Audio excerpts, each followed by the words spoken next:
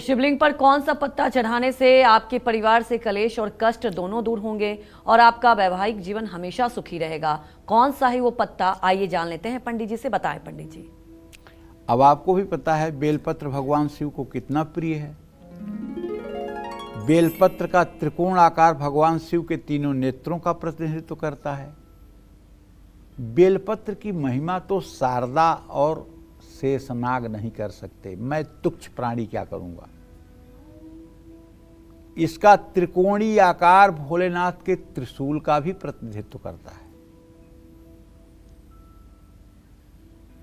और ये एक ऐसा पत्ता है जो 15 दिनों तक बासी नहीं होता है।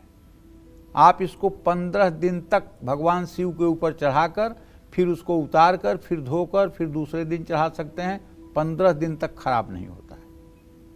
15 दिन तक ये शुद्ध माना जाता है। पति पत्नी जोड़े में अगर हर सोमवार को शिवलिंग पर बेलपत्र अर्पित करें तो वैवाहिक जीवन में कलेश नहीं होगा।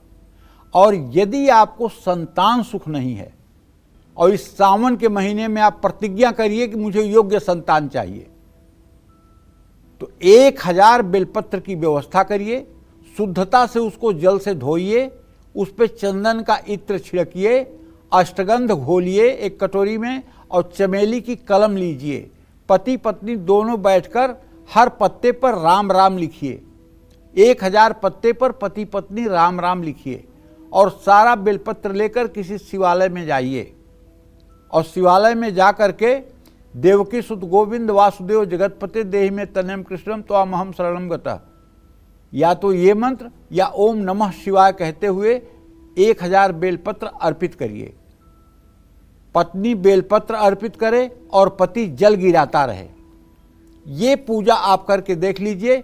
चाहे आपको IVF से अभी तक निराशा मिली है, चाहे डॉक्टरों से निराशा मिली है, चाहे पूजा पाठ से निराशा मिली है, लेकिन ये सावन का महीना आपको निराश नहीं करेगा। भगवान शिव की कृपा से आपके घर में किलकारियां गूंजेंगी और आपका एक शुद्ध वंश का विस्तार करने वाला संतान प्राप्त होगा। विश्वास करिए।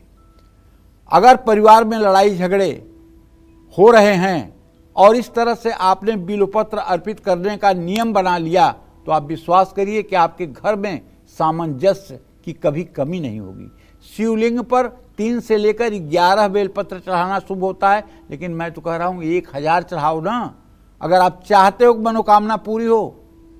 ये 3 और 11 तो ऐसे छोटे मोटे पाप धोने के लिए हैं, लेकिन 1000 राम राम लिख करके अगर आप चढ़ाओगे तो आप जगत जीत लोगे। पक्की बात कह रहा हूं।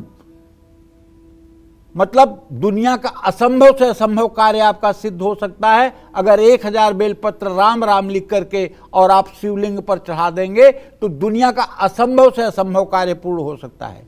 और यदि पूरे सावन हर सोमवार को ये क्रिया आप कर देंगे तो आप जैसा पुण्यात्मा कोई नहीं।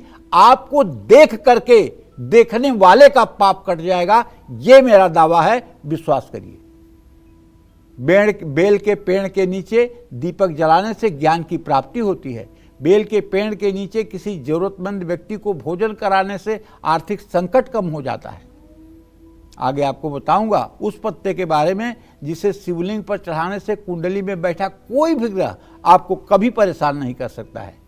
तो आप हमारे साथ बने रहिए, कालचक्र देखते रहिए। जय मां विंध्यवासिनी।